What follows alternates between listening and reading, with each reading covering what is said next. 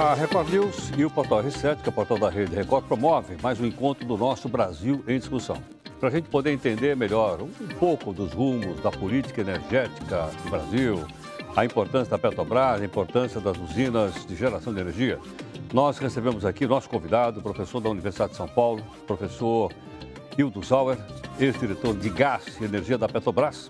E nós convidamos também, como entrevistadores, o engenheiro e pesquisador da USP, professor Eli Diran. Aqui conosco também o economista Miguel Daute e também o nosso companheiro do portal R7, também editor de economia, que é o Gleison Santos. Professor Hildo Sauer, muito obrigado pela participação conosco aqui no nosso Brasil em Discussão. É uma honra. A matriz energética é a sua especialidade. Hildo Sauer é um crítico dos modelos adotados pelo governo federal para o setor elétrico e do petróleo. Hildo Sauer é formado em Engenharia Civil pela Universidade Federal do Rio Grande do Sul. É mestre em Engenharia Nuclear e Planejamento Energético. Fez doutorado nos Estados Unidos e atualmente é professor titular da Universidade de São Paulo. Foi diretor de Gás e Energia da Petrobras, de onde foi afastado em 2007. Na ocasião, declarou que, com a colaboração de outras pessoas da Petrobras, livrou o setor de um vício que sempre ronda os dirigentes das empresas públicas, o de serem despachantes de interesses de minorias poderosas. Para ele, o sistema elétrico brasileiro é moderno apenas na concepção. Considerado um dos maiores especialistas em energia do país, Sauer acredita que o pré-sal precisa ser rediscutido dentro do interesse econômico do país. Ok, professor Hildo Sauer. Professor, nós vamos começar a falar um pouco a respeito de petróleo, né? E depois a gente vai partir para outros assuntos que nossos convidados também desejarem. Mas, especificamente no petróleo, o que está acontecendo com a gestão da Petrobras? O presidente tirou o presidente anterior e colocou uma nova presidente por uma questão de gestão ou apenas porque era uma mudança burocrática decidida pelos acionistas da empresa? Eu próprio confesso minha perplexidade diante das declarações recentes da recém-impossada presidente da Petrobras. Não porque os fatos que ela tenha trazido à tona não fossem verdadeiros e não merecessem uma profunda avaliação e investigação do Congresso Nacional ou auditoria internacional, mas pelo fato dela ter estado lá nos últimos 5 anos, fazendo parte da diretoria executiva da Petrobras, e todos nós sabemos que na Petrobras a decisão até um certo nível cabe ao diretor da área. Acima dele é o colegiado composto por todos os diretores. Não é o presidente que tem a última palavra. Ele apenas tem o poder de veto nas reuniões de diretoria, ele tem o poder de representação da empresa, mas os negócios são geridos pelos diretores. Portanto, os números relativos à refinaria de Pernambuco, algo semelhante com a do Comperj no Rio de Janeiro, são todas questões que... Mas o que houve na refinaria de Pernambuco? Bom, os números anunciados de que ela estaria custando cerca de 20 bilhões de dólares são absolutamente assustadores. No nível de investimento normal, para uma refinaria da complexidade daquela de Pernambuco, esperar-se um investimento máximo da ordem de 7 a 8 bilhões de dólares, não 20. Essa é aquela que a Venezuela ia bancar metade? Só que a metade dela agora já custa mais do que uma inteira, então eu acho que a Venezuela, com razão, não vai querer entrar nisso. Assim, existe também o complexo petroquímico do Rio de Janeiro. São 2 empreendimentos importantes que aparentemente tiveram, no eufemismo da atual presidente, erros de condução e lições a serem aprendidas. Eu acho que é uma situação bastante delicada que merece investigação, senão uma auditoria internacional para avaliar exatamente o que deu errado e quais as razões, porque certamente as razões existem e devem ser explicadas à população brasileira, que afinal é dona de metade da Petrobras aproximadamente, aos investidores, que inclui aqueles que colocaram lá seu fundo de garantia. Professor Eli.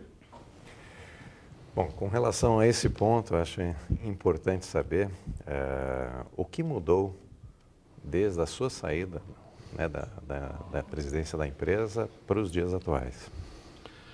Veja, é muito difícil a gente explicar, mas eu lembro-me dessa entrevista que eu dei a Valor Econômico no final de 2006, quando no dia seguinte, então, o ministro Silas Rondon me disse que o presidente pediu que ele me avisasse que a minha entrevista ia ter consequências.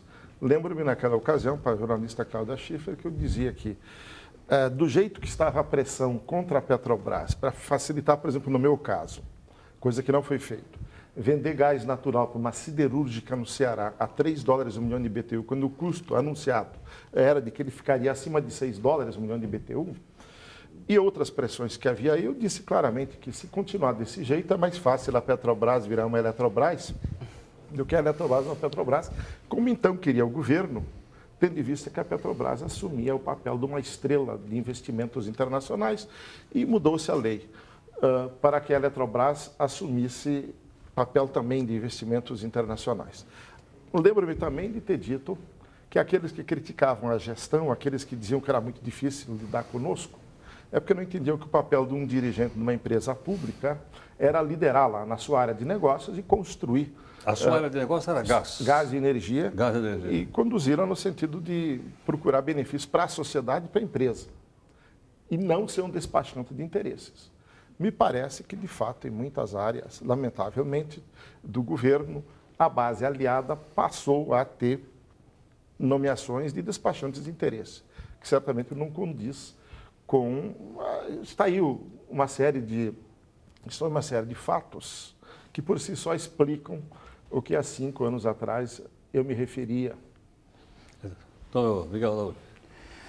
Professor, o senhor acha que a Petrobras, na sua estrutura, foi utilizada como parte do projeto político do governo, no sentido de se perpetuar no poder, de usar a Petrobras, por algumas razões, né? A Petrobras hoje banca o custo da gasolina, sobre o pretexto de que a inflação pode ser pior. A Petrobras, ela tem projetos que, na realidade, esse projeto do Rio de Janeiro, petroquímico, parece que a Braskem, que estava junto, não está mais, vai sair fora.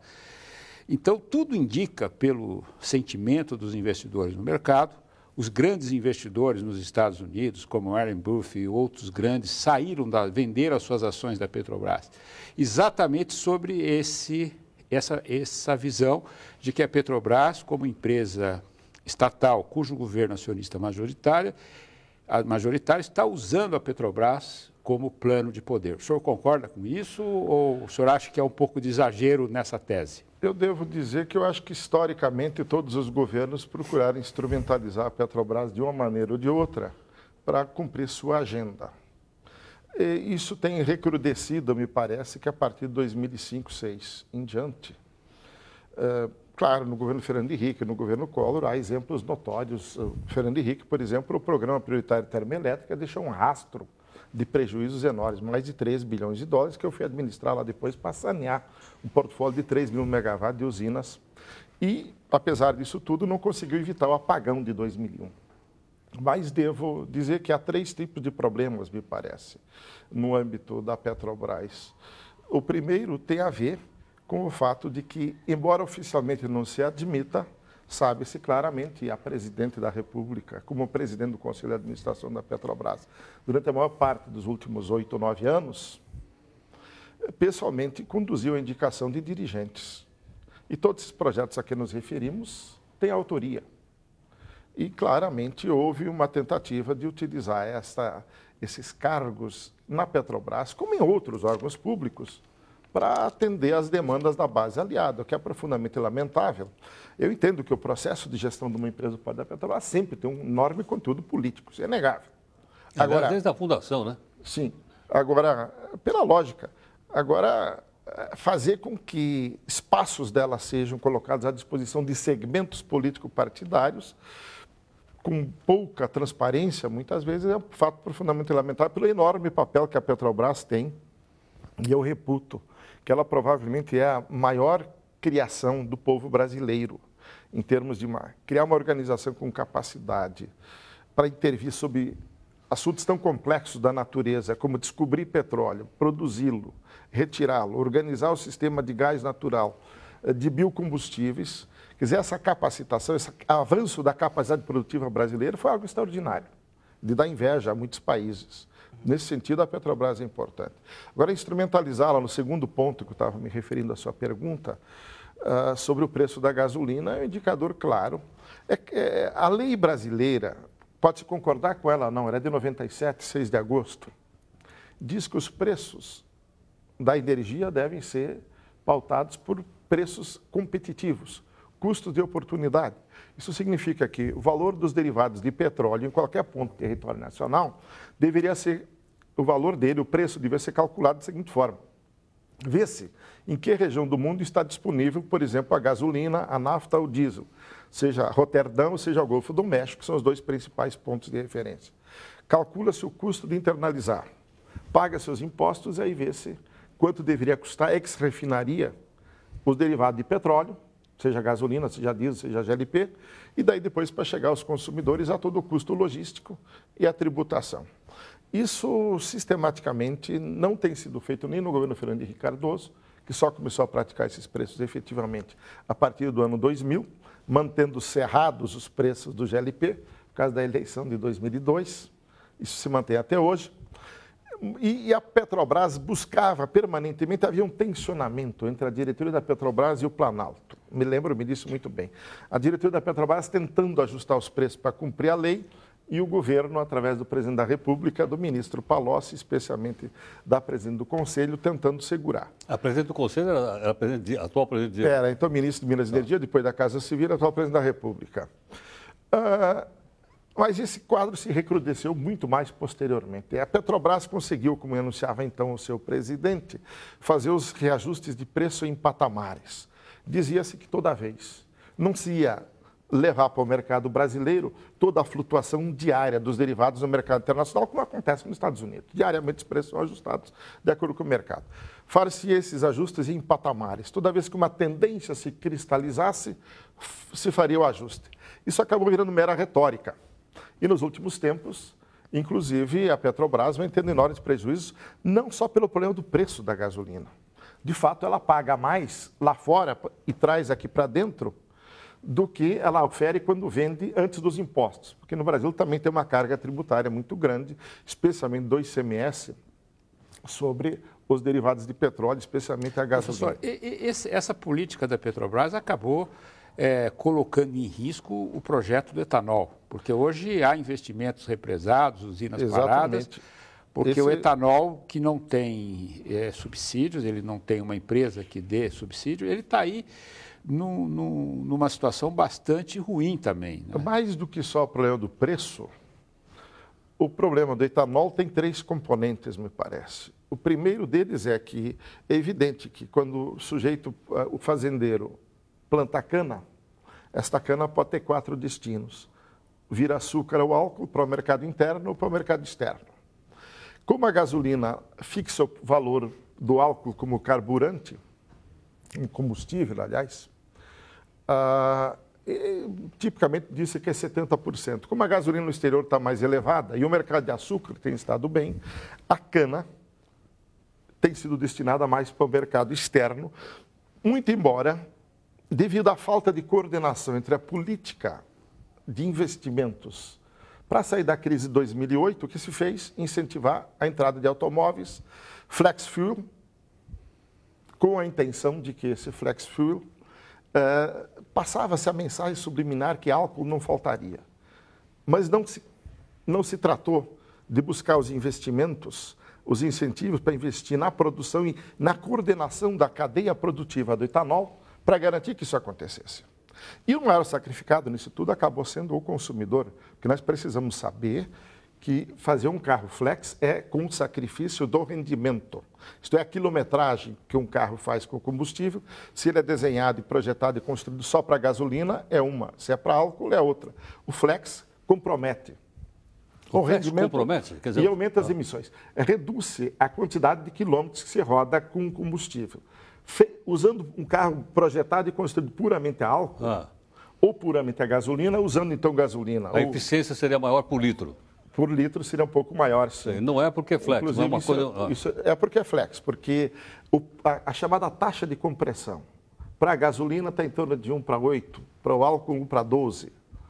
E o flex fica no meio, com alguns ajustes de eletrônica, mas que não permitem recuperar toda essa perda. Então, há problemas de redução no rendimento e problemas de emissões maiores. Quando se queima mal, emite-se normalmente mais. Isso, inclusive, é objeto de pesquisa lá da Universidade de São Paulo, do nosso instituto, tentar medir um pouco isso daí.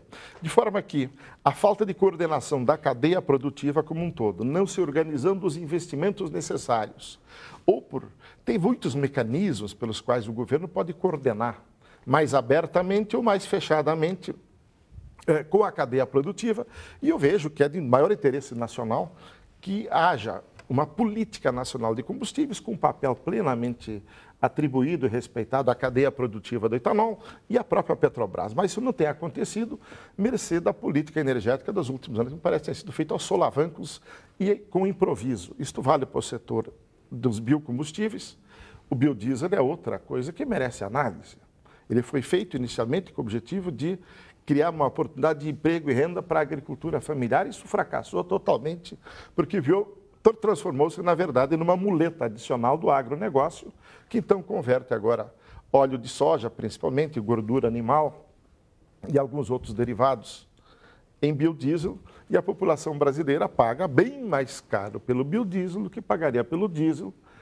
Inicialmente, o objetivo era abrir o espaço para a agricultura familiar, gerando emprego e renda. Hoje, um incentivo a mais para o agronegócio. De maneira que eu vejo toda a política de combustíveis e a política em torno da Petrobras como altamente problemática, merecendo uma urgente intervenção no sentido de redefinir qual é a estratégia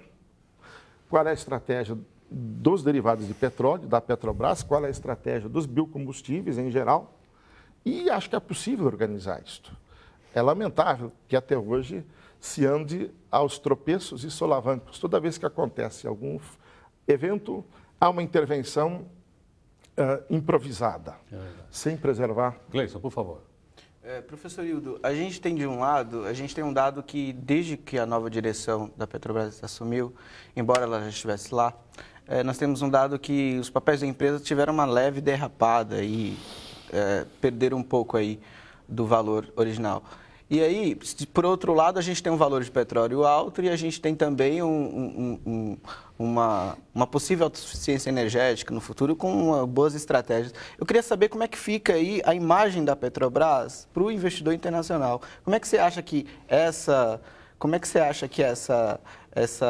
esse desencontro aí de estratégias da empresa pode interferir na imagem da empresa lá fora, o que traria recursos ou atrapalharia a entrada de mais recursos no Brasil? E como é que fica também esse lance do trabalhador ter papéis na empresa, né? E com essa dificuldade de estratégia da Petrobras em estabelecer o rumo, como é que você acha aí que isso pode impactar no trabalhador que investiu e até mesmo na imagem da empresa lá fora? Veja, eu entendi que esse debate público que não foi nem resolvido, porque houve um anúncio de que havia erros graves, sim, um reconhecimento, porém a investigação e a revelação do que de fato aconteceu não se fez até hoje. Nem o Congresso Nacional, nem a própria Petrobras, nem ninguém.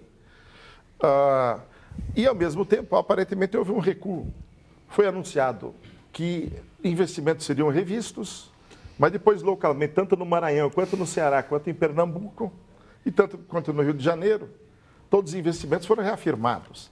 De maneira que houve uma tentativa de rever e, na prática, houve um recuo também. De maneira que isso, nesse sentido, cria-se uma imagem de uma situação com falta de segurança e de clareza e de estratégia. Isso, sem dúvida nenhuma, deve afetar a credibilidade da direção de uma empresa que faz isso. Anuncia numa direção, depois recua. Há um conteúdo político nisso. Há aqueles que dizem, por exemplo, eu não sei quanto se pode acreditar, mas não deixa de ser pitoresco, que, de uma certa forma, tem havido uma tentativa da presidente Dilma de se dissociar do presidente Lula, dizendo mais ou menos o seguinte: Lula é o pai do mensalão e o pai das trapalhadas na Petrobras. Dilma é a moça da faxina e do saneamento da gestão da Petrobras. Mas isso não faria muito sentido, porque isso, a própria presidente da República é que conduziu internamente na Petrobras a política. Mas sobre esse aspecto, essa tese não colou, porque, como ele coloca, as ações da Petrobras derreteram, né? Hoje, os grandes investidores não querem mais saber da Petrobras. E a gente sabe que quando a empresa perde o valor de mercado, ela perde a capacidade de investimento. Então, essa adequação dos investimentos em decorrência de uma nova realidade foi exatamente as trapalhadas que foram feitas e continuam sendo feitas. Eu diria que no caso da Petrobras há algumas nuances.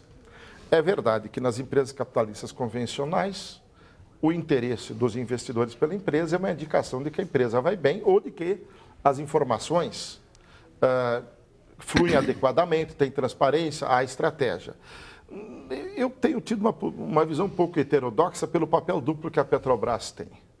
Eu acho que não necessariamente o país necessita desses investidores estrangeiros. Eu explico por quê. Porque a capitalização da Petrobras para financiar o seu plano de investimentos pode ser buscada por outros caminhos, que não o do acionista diretamente. A grande capitalização foi feita recentemente, houve um aporte de dinheiro que acabou indo mais, em grande parte, também para o Tesouro Nacional. E que nós perdemos, né? E que a Petrobras perdeu. Com essa queda, essa capitalização acabou virou pó. Houve uma tentativa. O que aconteceu foi o seguinte: o fato de ter sido feita a capitalização fez com que o governo federal tivesse agora cerca de 49% das ações da Petrobras. A aquisição daqueles 5 bilhões de barris de petróleo fez com que a Petrobras tivesse mais reservas, porém, o retorno se fará a mais longo prazo para essas reservas. Então, tem que ver, tem esses compromissos entre o longo prazo e o curto prazo. Do outro lado, há também, nitidamente, uma dualidade. O dinheiro que vai para os acionistas deixa de ir para o Tesouro Nacional ou deixa de ficar com a sociedade brasileira por outros caminhos. Muito simplesmente o seguinte: o petróleo hoje, e tende, na minha opinião, a permanecer com preços elevados, porque o seu preço diretor, no fundo, é dado por outros recursos que poderiam substituí-lo, e o único no mundo hoje em escala seria o carvão. E para liquefazer carvão, como se fazia durante a Segunda Guerra Mundial, na Alemanha pelo menos, custa entre 80 e 100 dólares.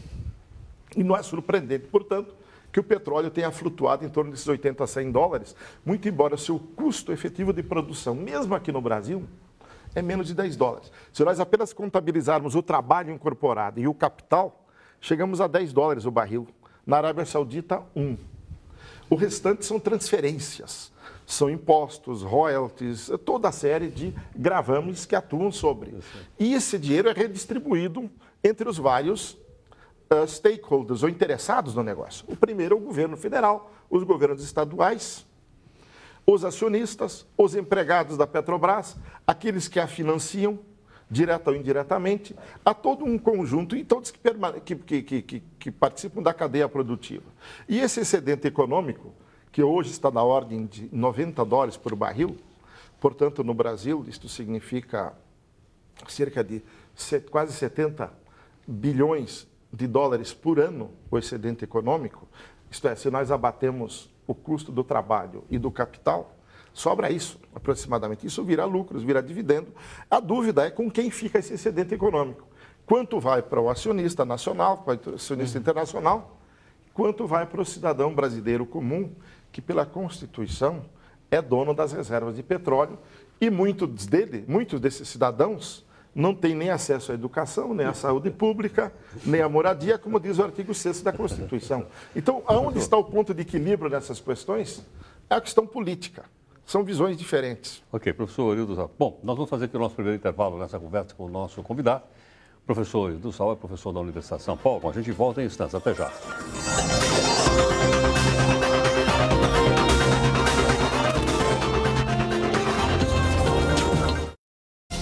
No Domingo Espetacular, na série A Família Faro Vai Crescer, Hora do Descanso, Rodrigo leva a mulher e as filhas para um fim de semana em Angra dos Reis.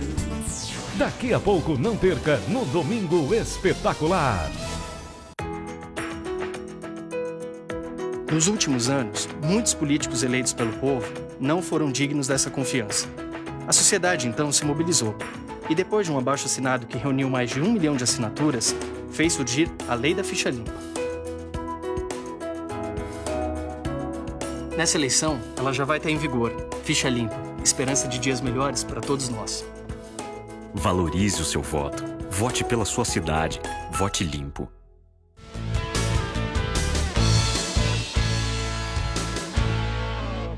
Esta é a mercearia do Chopp, recém-inaugurada aqui no Bom Retiro. Gente, essa casa está fazendo muito sucesso, porque além de um ambiente agradável, tem um cardápio muito interessante, não é, Rodrigo? Isso mesmo. Nós servimos almoço todos os dias. No nosso cardápio do prato do dia temos o joelho de porco, temos a costelinha ao molho barbecue, que está fazendo muito sucesso. Além disso, temos um bolinho de legumes que os coreanos adoram.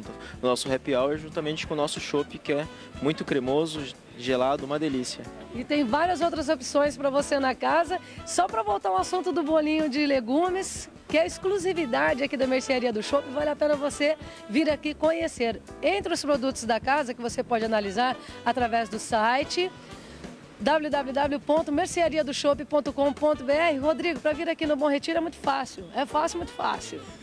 Com certeza é muito fácil, é na rua Ribeiro de Lima, 453, dentro do Shopping Bom Retiro, loja 13. E o telefone? 3333-3575. Vem pra cá para você conhecer essas delícias e também participar do Happy Hour. Mercearia do Chopp.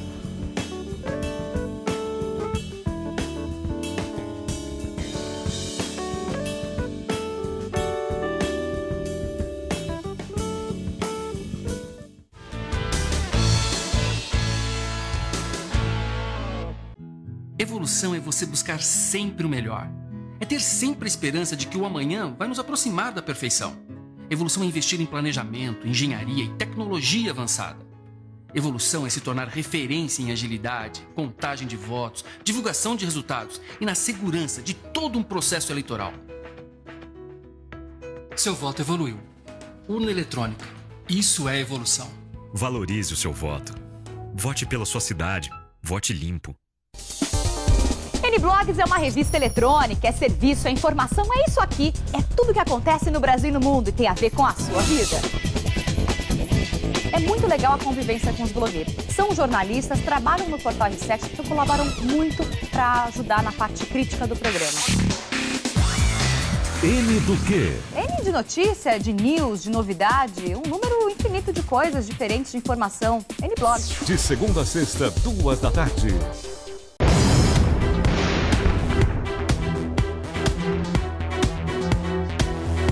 Emotion.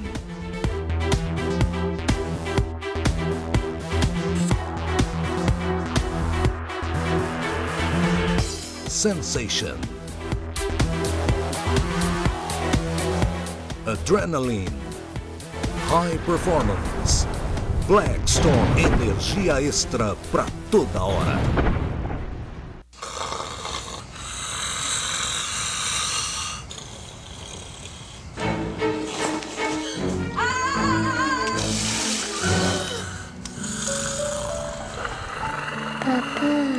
Você tá roncando. Filho. Kiar abre as vias nasais, reduzindo os roncos, auxiliando no tratamento de apneia do sono, facilitando a respiração pelo nariz.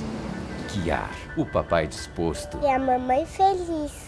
Eu que comecei como telefonista aqui, de repente tenho 4 prêmios no canal, para mim um orgulho gigantesco, foi um sacrifício muito grande conseguir fazer uma faculdade. E tenho consciência de que eu cheguei aqui no canal com profissionais muito melhores que eu. Trabalhar com essas pessoas foi muito enriquecedor para mim. A Record News para mim foi uma escola e uma mãe que me recebeu muito bem, que me aceitou, mesmo eu ainda engatinhando na profissão. A Line Records apresenta o primeiro CD de Aline Sim, Te Adorar.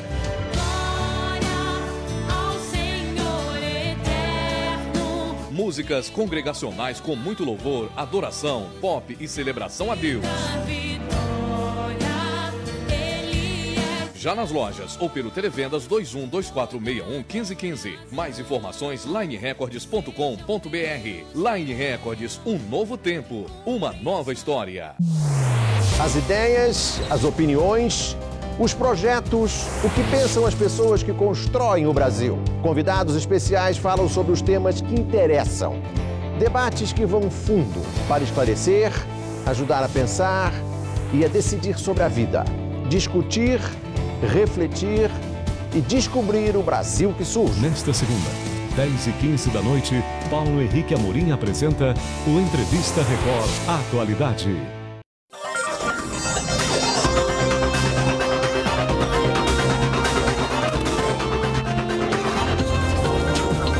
volta aqui no nosso Brasil Discussão. Hoje a gente está ouvindo aqui um pouco a respeito da política nacional de energia, petróleo, energia, etc., com o professor da USP, professor Hildo Sauer, que é o nosso convidado. Aqui na nossa bancada, o professor Eli Durani, que é professor da Pontifícia Universidade Católica de São Paulo, o economista Miguel Daúde e o nosso companheiro aqui do R7.com, que é o Gleison Santos.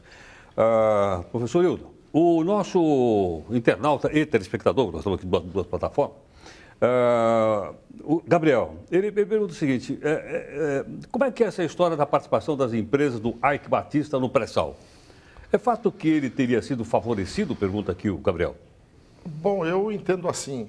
Eu dei uma longa entrevista para a revista da ADUSP, onde eu tentei explicar ao longo de 20 páginas o que eu acho que aconteceu nesse episódio.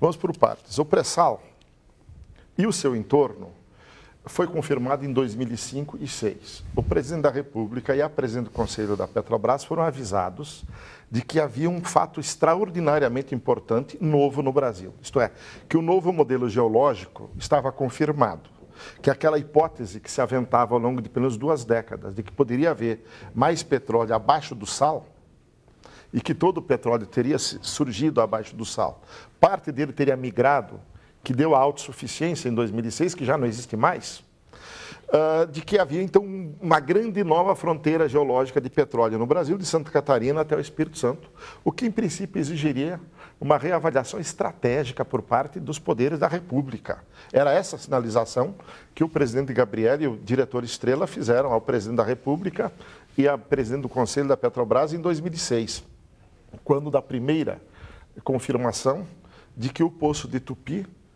que foi furado depois que chegou no sal sem encontrar petróleo, atravessou-se 3 quilômetros de sal e encontrou-se petróleo leve. Não se sabia qual era o tamanho da jazida naquele ano. Em seguida foi feito um novo poço mais adiante, em 2007, que confirmou, aí sim, um número de 5 a 8 bilhões de barris em um único campo, quando ao longo da vida da Petrobras ela havia encontrado, desde 53, apenas 20 bilhões de barris de petróleo, tinha produzido 5. Sobravam 15 de reservas. A solução, a sugestão de muitos diretores da Petrobras, de muitos movimentos sociais, do Clube de Engenharia do Rio de Janeiro, em carta dirigida ao presidente da República, dando voz àqueles que não podiam falar abertamente, era de que não se fizesse mais leilões de concessão de blocos de petróleo, enquanto não se tivesse uma noção exata da dimensão e da implicação estratégica do petróleo. Pois bem, em 2006 foi feito um leilão, onde se tentou limitar o acesso da Petrobras a blocos. Dizer que para ter concorrência, nenhuma empresa pode ter mais do que 1/3 dos blocos. Surpreendente isso, o governo federal, sabendo que o pré-sal era uma realidade, tenta limitar o acesso da Petrobras. O leilão acabou bloqueado na justiça depois de alguns blocos vendidos a preços astronômicos para os padrões de então. A Eni italiana comprou um bloco por 300 milhões de reais naquele tempo, o que eram números inusitados para os padrões até então. Pois bem, fomos então a 2007, quando foi feita a nova rodada. O presidente da República havia prometido cancelar o leilão, na última hora o manteve, retirando os blocos no entorno de Tupi. E aparentemente o senhor Eike Batista criou uma empresa em julho de 2007, e em novembro de 2007 já participava do leilão, eis que ele conseguiu retirar de dentro da Petrobras grande parte da equipe que detinha conhecimentos estratégicos que jamais poderiam ter saído de lá. Mas ele contratou esse pessoal? Ele contratou o chefe, o gerente executivo da Petrobras, que detinha todos os conhecimentos estratégicos, que recrutou todas as informações e documentos internamente, pelo que se sabe, saiu da Petrobras com isso debaixo do braço e mais alguns auxiliares que foram para a OGX, e a OGX ganhou os leilões no entorno do que se chama Arco do Cabo Frio, que hoje está aí, logo a seguir, em 2007, em novembro de 2007, essa empresa detinha como ativos os técnicos que vieram da Petrobras com sua capacitação e seus dados e números e os blocos que ele havia leiloado no leilão de novembro de 2007. E em meados de 2008, fez um Initial Public Offer e vendeu 38% da empresa por 6,7 bilhões de reais, o que significava que a empresa valia 17 bilhões, o que significa que eram 10 bilhões de dólares naquele tempo. tudo que tinha eram esses ativos. E aí está uma trajetória extraordinária de crescimento, de enriquecimento pessoal, à semelhança do que aconteceu com os oligarcas da Rússia na queda do comunismo pós-Yeltsin. Só que aqui comandado. Agora ele foi assessorado por 3 ex-ministros. Por quê? Um ex-ministro da Casa Civil do governo Lula, um ex-ministro da Fazenda, um ex-ministro da Energia. O ex-ministro da Casa Civil é o Zé Dirceu? Acho que só 2, 3, né? Era um ministro, não havia ministras. Então, Ô, Hildo, mas você acha que o Ike teve acesso, inclusive, a plantas geológicas, mapas geológicos, onde tinha acesso às informações de recursos naturais mais valiosos? Ele, pessoalmente, talvez não, mas a empresa dele sim, porque o gerente executivo da Petrobras, que cuidava disso, onde a Petrobras havia investido bilhões de dólares para obter as informações do modelo geológico, saiu da Petrobras e foi trabalhar lá, com uma equipe. Mais ou menos 16 pessoas saíram da Petrobras e foram nessa empresa. É verdade também... Mesmo nessa questão de mineração, ele tinha informação porque o pai dele foi presidente da Vale do Rio Doce. Foi presidente da Vale do Rio Doce, tinha sido ministro de Minas e Energia. Então ele tinha não só essa questão da Petrobras, como outras informações que ele soube usar tão bem, né, a seu favor. Todo tipo de informação. Eu não posso afirmar publicamente nada aqui, mas evidentemente me parece algo de absolutamente inusitado e que me causa profunda perplexidade que ex-ministros tenham se colocado a serviço disso. Não estou acusando ex-ministros de terem feito nada errado, porque são cidadãos livres. Claro. Eu acho que quem errou profundamente foi o presidente da República e a ministra da Casa Civil, que comandava a política energética, por exemplo, como comissário da energia, sabendo do que aconteceu, em nome do interesse estratégico do país, não poderia ter feito o leilão de 2007. As pessoas podem sair da empresa, ex-ministros podem ser consultores. Claro. O que um governo, sabendo disso, do que aconteceu, não poderia ter mantido o leilão. Esse é o problema. É verdade também que hoje, parte daquilo que se anunciava serem alguns bilhões de barris de petróleo como recurso naquela região, estão tendo dificuldade de serem produzidos, o que chegou e o custo a levar uma queda nas expectativas. Mas aí tem outro problema. Se a CVM e a ANP estão acompanhando, e se informações equivocadas sobre a prospectividade desses recursos estão sendo dados ao público, talvez cabesse a outras autoridades verificar o que está acontecendo. Há algo muito estranho no ar. Ok, professor Eli, por favor. Tem algo que causa também perplexidade é que dentro desse processo, uma empresa, vamos imaginar um executivo de uma grande montadora, só para manter o foco em cima da área de petróleo.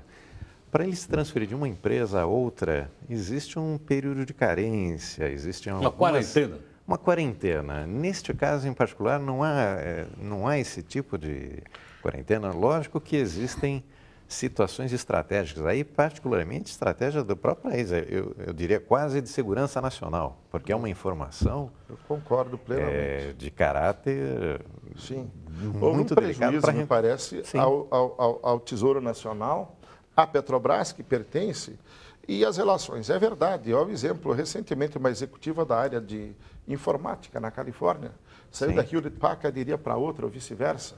Ela foi impedida de fazê-lo porque detinha conhecimento estratégico do como uma concorrente ia atuar.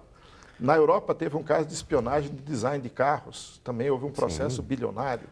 Isso é natural. Mas neste caso, ainda que os funcionários da Petrobras não podem sair para trabalhar na concorrência, depois que o sujeito se aposenta, a quarentena não é obrigatória, mas o recurso estava na mão do governo. O governo podia ter tomado as providências de não fazer o leilão, simplesmente. Se não fazer o leilão, de que interessa a informação estratégica? A concretização do eventual benefício se deu com a manutenção do leilão. E essa decisão foi do presidente da República e da então ministra da Casa Civil, hoje presidente da República. Não estou nem colocando em pauta aí a ANP, que foi a executora disso, pois eu fiz com orientação do Conselho Nacional de Política Energética, comandado por esses dois. Mas isso nos leva a crer que há duas situações possíveis. Uma é que as pessoas, o governo, efetivamente, não cuidou dos interesses nacionais. Por qual motivo? Eu vejo que... É essa pergunta que se coloca, porque se eu cheguei a mencionar que talvez o Ministério Público arguisse questões de responsabilidade funcional. A Constituição prevê a responsabilidade dos dirigentes nacionais no mais alto nível. Mas nada foi feito, o Congresso... Mas eu acho, professor, que o motivo... O que o governo teria a ganhar, então, com esse leilão? Porque, na verdade, algo tem que ser colocado. Eu acho que o governo nada a ganhar, nem a população, mas talvez alguns interesses paralelos pudessem ser contemplados com essa riqueza súbita que chega a alguém que tem um entorno, que tem acionistas, que tem participantes diretos, etc. Há toda uma comunidade em torno disso. Nós podemos apenas imaginar o que estaria acontecendo, não podemos fazer afirmações peremptórias definitivas, que isso demandaria uma investigação ou da polícia, do Ministério Público, para saber se há ilícitos. Mas, politicamente, eu entendo que houve um problema gravíssimo de responsabilidade do então presidente da República e de sua czar da energia, atual presidente da República. Mas, Heródoto, professor, claro. Acho que tudo que é feito no Brasil, quando se faz essa pergunta, mas é interesse do Estado, essa pergunta deixa muitas dúvidas em relação se há interesse do Estado ou não, ou há interesse de setores da nossa economia. Eu acho que o caso da Petrobras é típico disso, quer dizer, todos sabiam que iria ocorrer isso, o governo deveria suspender, não suspendeu, e acabou beneficiando hoje uma pessoa que está junto com o governo em todos os setores. Por mais que neste momento, como se tem visto aí, a produção prevista naquele campo, anunciada, não está se materializando. Mas mesmo assim os recursos estão lá, foram identificados e identificados com a estrutura da Petrobras. Da OGX, lá no Arco do Cabo Frio, houve certificação de empresa certificadora de padrão internacional, de que os recursos estão lá. Se eles não estão sendo tirados de lá por problemas tecnológicos até agora, a questão é se aguardar e verificar o que está acontecendo. E esses recursos teriam sido identificados com a estrutura da Petrobras antes mesmo do AEC ter arrematado esses locais. Diz que o conhecimento com que as pessoas saíram da Petrobras para formar esta nova empresa estaria na base. Porque nenhum lugar do mundo, uma empresa formada em julho, seria capaz de pagar R$1,5 bilhão de reais para comprar direitos de exploração em novembro, alguns meses depois. Ninguém consegue aquilatar o conhecimento necessário para fazer um investimento dessa monta. E depois, em 11 meses depois de criada, ela já está valendo $10 bilhões, a avaliação do mercado. É claro que a avaliação do mercado tem muita especulação, porque ele especula em torno do ganho futuro, que pode se materializar ou não. Aparentemente, nem tudo que se prevê está se materializando neste momento, o que não quer dizer que vá ou não vá acontecer no futuro. Agora, professor Gustavo, tem uma pergunta aqui do nosso internauta, telespectador Vitor. Como é que ficaria, então, a questão dos royalties, que foi objeto de um debate muito caloroso no Congresso Nacional? Quem é que deveria receber esses royalties? Veja, o petróleo pela Constituição... É para todo mundo? É para todo mundo? O petróleo pela Constituição pertence a todos os brasileiros, ainda mais esse do pré-sal, que chega a estar entre 200 e 300 quilômetros da costa, e que se houver algum impacto ambiental, ele se dará conforme se movimentam as correntes marítimas. Não tem nada a ver com os estados que são lindeiros, aí, principalmente Rio de Janeiro, São Paulo e Espírito Santo. Esse petróleo pertence ao povo brasileiro e, como tal, a minha tese é não só dos royalties. Eu entendo que todo o excedente econômico do petróleo deveria ter uma destinação pública para resgatar as enormes dívidas históricas, especialmente na educação pública e educação básica, em primeiro lugar. O país diz que não tem como pagar seus professores. O país diz que não tem como melhorar a saúde pública. Tem um excelente projeto de saúde pública, que é o SUS, uma plataforma, mas uma péssima execução. Nossa educação é uma das mais lamentáveis do mundo. E onde é que está a riqueza que pertence a todos os brasileiros? Pela Constituição, são os minérios que estão debaixo do subsolo, o petróleo, o gás e os potenciais hidráulicos. Quando eles dizem que o ferro lá de Minas Gerais, então, deveria também ter os seus royalties distribuídos pelo país inteiro e não só para o Estado mineiro? Eu concordo que nós deveríamos ter um outro tratamento em relação aos recursos naturais, todos eles. Os minérios de ferro, ouro, etc., prata, nióbio, que é muito valioso, o petróleo, o gás natural e os potenciais hidráulicos. Eu acho que falta um debate mais amplo no país sobre quem se beneficia com isso.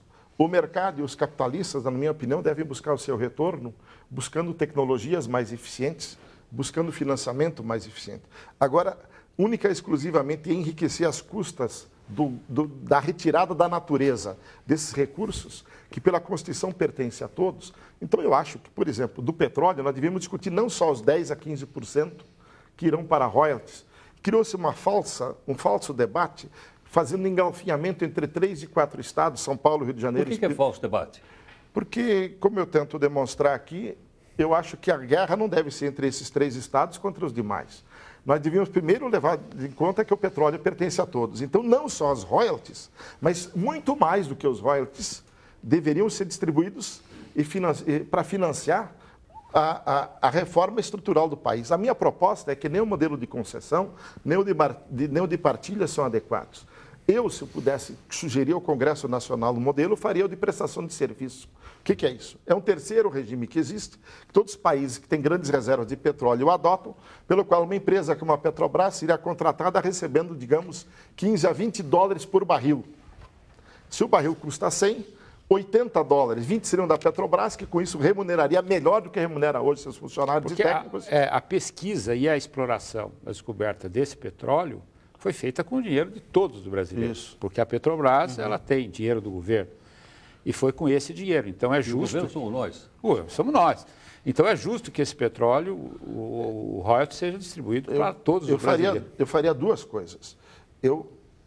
Primeiro, concluiria a exploração. Isto é, acho que são necessários cerca de 100 poços exploratórios, que custam mais ou menos 6 bilhões de dólares, o que não é muito, para confirmar se no Brasil tem 100 bilhões de barris, 200 ou 300, como é o que diz a Venezuela e a Arábia Saudita terem.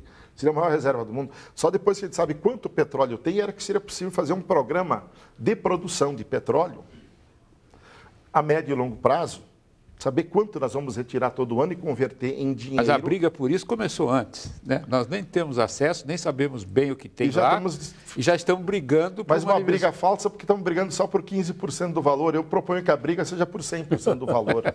Eu proponho que a gente diga...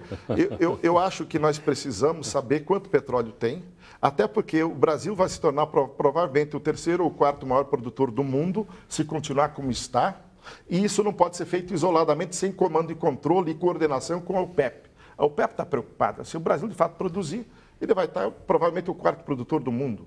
Isso tem que ser feito em coordenação. O ritmo de produção tem que estar sob controle político do governo. Não pode ser um modelo microeconômico, onde uma empresa produz o que quer. Então, eu proponho que a gente delimite as reservas, sabendo quanto petróleo tem, faça uma programação de produção só para produzir o excedente econômico necessário para financiar um plano de saúde pública, de educação pública, de fazer a reforma urbana para financiar a mobilidade, transporte, para financiar a reforma agrária, a infraestrutura nacional, ciência e tecnologia e, acima de tudo, investir fortemente em tecnologia para desenvolver as fontes renováveis e torná-las competitivas no futuro. Eu acho que... Porque...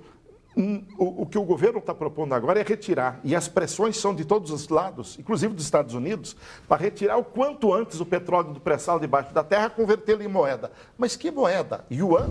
Dólar? Euro? É muito melhor. E como é que ficaria ter um fundo de $1 trilhão lá fora e qualquer dessas moedas, sob a sanha da base governista, de qualquer base governista, de qualquer governo? A história nos mostra que isso não é salutar. O petróleo tem chance de se valorizar muito mais debaixo da terra, debaixo do mar, nos próximos anos, do que qualquer outro investimento. Então, minha opinião, deixa-o lá, retira o volume necessário todo ano para poder financiar um plano nacional de transformação do país, na educação pública, saúde pública, proteção ambiental, ciência e tecnologia, infraestrutura, reforma urbana, mobilidade, o que... As carências nacionais são plenamente conhecidas.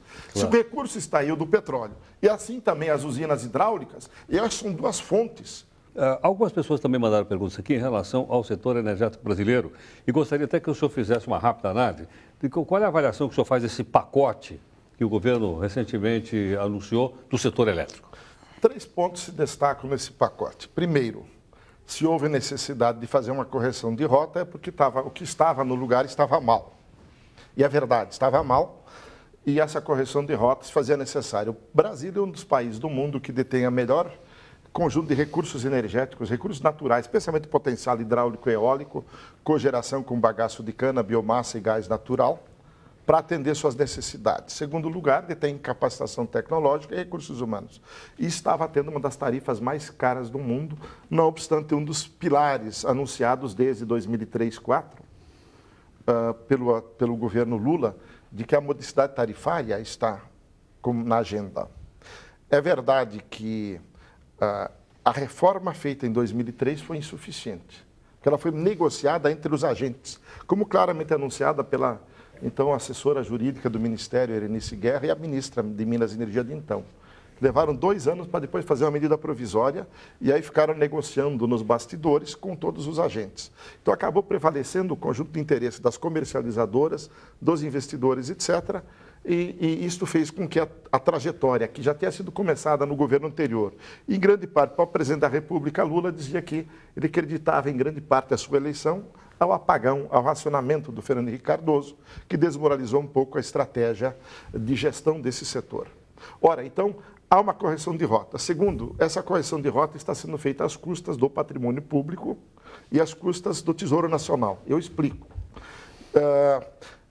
Nessa trajetória dos últimos anos, desde o governo Fernando Henrique Cardoso para cá, há uma carteira de contratos onde a taxa interna de retorno de linhas de transmissão e de usinas, algumas hidrelétricas, outras termoelétricas, tem taxa de retorno interna da ordem de 15% a 20% ao ano, o que é muito acima do que hoje a rentabilidade média dos negócios permitiria. Então, além disso, criamos uma multiplicidade de atores e agentes, todos eles fartamente remunerados. ONS, Câmara de Comercialização de Energia, Comitê de Monitoramento do Setor Elétrico, Conselho Nacional de Política Energética, Agência Nacional de Energia, todo um conjunto de instituições para gerir o setor. Grande número de agentes, uma grande quantidade de riscos sendo atribuídos um a outro que no final se precifica. E se a gente faz um colapsamento de riscos, ele desaparece para o sistema, porque o único risco que existe é da demanda de energia elétrica e ela não existe. Esse risco não existe porque a demanda tem crescido continuamente. De maneira que há um problema na organização, no modelo e na gestão. Por isso que as tarifas continuaram explodindo. E o que vai ser feito agora? Bom, como a Constituição diz que os potenciais hidráulicos e os monopólios, as linhas de transmissão e distribuição elétrica, pertencem à União e podem ser concedidos. Acabado o prazo de concessão, revertem à União. São, portanto, Tesouro Nacional. Neste caso, o governo vai herdar, entre 2013 e 2015, cerca de 22 mil megawatts de usinas hidráulicas e algumas térmicas, que vão ser 100% Tesouro Nacional. Algumas não estão inteiramente amortizadas, mas para isso existe a Reserva Global de Reversão, que arrecadou 40 bilhões e tem 20 bilhões de reais em caixa para indenizar. Tem também linhas de transmissão e distribuição, 68 mil quilômetros, cerca de 80 mil quilômetros de transmissão e algumas áreas de distribuição vão reverter para o Tesouro Nacional. O que o governo vai fazer? 2 coisas. Vai pegar amortizar o que não está amortizado com o fundo, de maneira que o único custo que existe agora vai ser operação e manutenção. Na geração elétrica, o megawatt-hora vale em torno de R$100, o custo de operação e manutenção vai ser em torno de 10. Na transmissão e distribuição também vai ter o custo de operação e manutenção apenas. Com isso, o custo da geração da energia vai ser menor. Do outro lado, o governo está retirando basicamente a conta de consumo de combustíveis, que é o subsídio que nós todos pagávamos para a Amazônia, a conta de desenvolvimento energético, que permite fazer luz para todos, apesar de termos anunciado que haveria luz para todos em 2003, 9 anos depois, ainda 2,5 milhões não tem luz. É uma tarefa que podia ter sido feita tranquilamente em 4 anos e não foi. Então, e outros encargos estão sendo retirados. Com isso, o Tesouro Nacional vai assumir parte desses encargos. Mas o Tesouro Nacional vai passar a ser o proprietário, então, dessas usinas e dessas linhas de transmissão? Passaria a ser, mas não vai. O Estado brasileiro passaria a ser proprietário. O Estado é o dono legítimo, mas ele decidiu, pela medida provisória, renovar as concessões por mais 30 anos, desde que os novos concessionários apenas cobrem para operar os custos de operação e manutenção em tarifas a serem calculadas pela Agência Nacional de Energia Elétrica até fevereiro do ano que vem. Que aí sai a amortização. Sim, sai a amortização e saem outros encargos. Com isso, nesta parte do patrimônio público, mais uma vez, aquele brasileiro que não tem energia elétrica, em casa você quer aqueles 2,5 milhões, que não tem acesso à saúde nem à educação, vão agora ceder mais uma vez esse direito em favor da competitividade da indústria e da redução da tarifa de energia elétrica em casa. Professor, o que certamente vai ser uma causa muito popular. Reduzir a conta de energia tão cara, só que isso está sendo feito às custas. Com tudo isso, a nossa energia ainda é a mais alta dos países emergentes. Sim, 143% vai continuar bem acima da China, da Índia, da Rússia e da África do Sul. Vai continuar. Nós vamos cair de terceiro, quarto mais caro do mundo para oitavo apenas. Nós vamos ter uma redução do preço. Consequentemente, vai aumentar o consumo. Um desestímulo ao investimento da iniciativa privada. O senhor acha que se o país crescer a partir do ano que vem, vamos acreditar nessa hipótese do ministro Guido Mantega, 4% durante 4 anos, vai ter energia para todos? Eu acho que do jeito que está indo a economia agora, que está indo de lado, cresceu quase nada no passado, previsão este ano que cresça 2%. 1,5%. As previsões, eu estou sendo otimista, as previsões de demanda que a IPE fez, os leilões feitos eram para muito mais do que isso. Nós já contratamos construção de usinas prevendo um crescimento econômico da ordem de 4%, 5%. Então, há um estoque de energia já contratada em construção, que talvez possa até ficar mais para adiante. De maneira que, e o financiamento tem sido sempre... eu diria, queira Deus que o consumo cresça, porque significa que a economia vai crescer. Só que eu acho que a situação estrutural do mundo nos indica que aquilo que em 2008, 2009, aqui de fato não se refletiu com muita força, agora... A crise mundial está começando estruturalmente a afetar. Nós passamos a nos desindustrializar. Nos tornamos um país rentista, praticamente vivendo da renda dos minérios e da renda do agronegócio, que tem sustentado um pouco o bem-estar interno no país. Só que as consequências disso de longo prazo é de uma economia reprimarizada que não agrega valor. Historicamente, isso nunca deu certo. E até porque ninguém garante que os preços elevados dos agroprodutos e dos minérios vão se manter, porque quem determinou isso foi a China, e a China está buscando essa autossuficiência alimentar e de insumos agindo diretamente na África e em outros países. Por minério de ferro, né? Em outros países, especialmente na África e aqui na América Latina. De maneira que esse equilíbrio, essa bicicleta com que nós estamos andando pode ter problemas e ser freada, e aí o tombo será grande. De maneira que eu não sei se a economia vai crescer, tanto quanto a IPE previa. Recursos energéticos não faltam no país, inclusive de boa monta. Aliás, o grande problema que o Brasil tem deve-se, na área de energia elétrica, e parte da explosão tarifária, deve-se ao fato de que, em 2003, nós não aplicamos o programa de governo que havia sido feito em 2002, que teoricamente teria levado em conta as lições do fracasso anterior, que era planejar uma carteira de recursos, as usinas hidrelétricas, as usinas eólicas, usinas com cogeração, ordená-las segundo o seu mérito técnico-econômico, segundo o seu problema social e segundo o seu problema ambiental. Descartar as inviáveis e ordenar as outras. O que nós fizemos? Nada. 2003, 2004, Paulo Cigarra em Brasília, cantando e negociando um novo modelo. Heródoto, tem uma coisa que eu pediria permissão para perguntar ao senhor, professor. Existe um relatório do Tribunal de Contas da União que mostra que houve uma majoração de tarifa que não está correta e esse dinheiro precisa ser devolvido para os contribuintes. Isso está na mesma... 1 bilhão? Não, 7 bilhões. 7 bilhões. Isso não tem nada a ver, porque está se fazendo uma confusão generalizada, dizendo que a Dilma reduziu a tarifa porque ela teria que reduzir. Não tem nada a ver uma coisa com outra. São duas coisas distintas. A interligação distintas. É que, em 2003, estava claro que os contratos e a forma da regulação que estava em vigor deveria ser ajustada. Eu defendia isso. Para baixo? Para baixo, não. Que o modelo que foi herdado do governo inteiro precisava ser revisto com mais profundidade do que foi. Dilma, Palocci e Lula não o fizeram com medo do chamado mercado, que então deu nisso. Eu, pessoalmente, sou testemunha de uma dessas ações judiciais na Justiça Federal de Porto Alegre, que vai ser julgada agora. Dei um depoimento na CPI das tarifas em 2009, mostrando o erro que havia em permitir que as empresas distribuidoras tivessem ganhos de produtividade sobre algo que está fora da sua gestão. Se supõe nos contratos e na lei que o prêmio por produtividade de uma empresa se dá em cima daquilo que ela gere, não daquilo que era uma mera repassadora, que é uma fração da energia, a transmissão e outros encargos que a distribuidora arrecada e repassa para os donatários. De maneira que isso são, de fato, cerca de 7 a 8 bilhões de reais.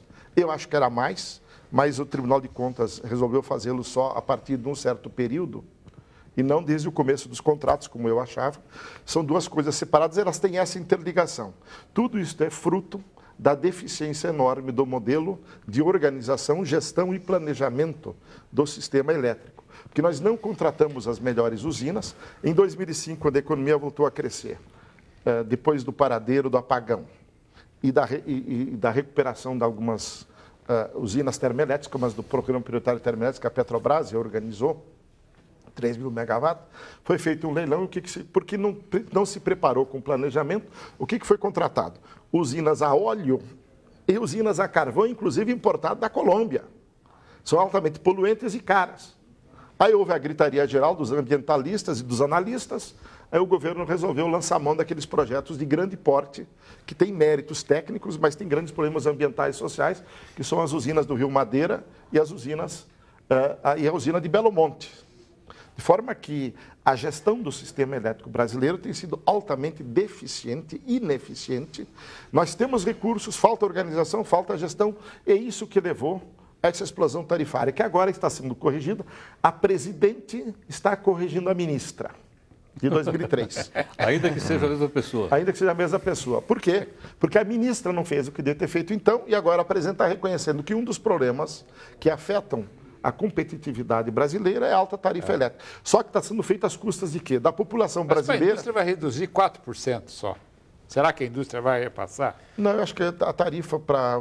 A indústria parece que é 4%. Não, acho que vai dar uns 28%, segundo eles anunciaram. Não, no custo de produção, 4%. Sim, possivelmente... Sim, é verdade. No custo de produção, 4%. A participação da energia no custo de produção varia de acordo com setor a setor, mas mesmo baixando para 28%, pegando os 20 mil megawatts, 22 mil megawatts de melhor qualidade hidráulica e doando isto em benefício da economia. E note bem que no setor residencial o consumo é proporcional à renda.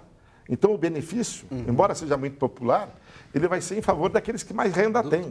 Nesse sentido, ele é regressivo. Isso mostra a deficiência do setor. Você faz uma redução brutal com um custo de 4% na produção, que provavelmente não será repassado para o consumidor.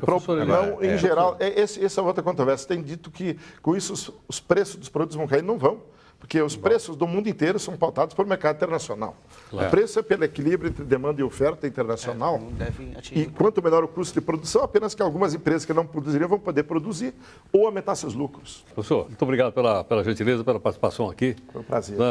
Pela riqueza do debate, pela quantidade de ideias e de dados. Tenho certeza que o nosso internauta, telespectador, vai sair daqui enriquecido pela sua participação. Muito obrigado. Muito obrigado. Muito obrigado, professor Eli. Muito obrigado mais uma vez ao doutor Miguel Daúde. Muito obrigado ao nosso companheiro Gleison Santos. Bom, eu quero dizer a você o seguinte, a gente sempre tem trazido aqui pessoas que venham falar para que possam discutir, possam debater, a gente tem convidados, tentando, obviamente, que você desenvolva um pouco mais sua consciência crítica, para que você entenda um pouco melhor o nosso país e para que todos nós, né? O que nós queremos? Nós queremos ser o sujeito da nossa história e não o objeto dela. Acho que nós dando uma pequena contribuição. Até o próximo programa. Muito obrigado e até mais.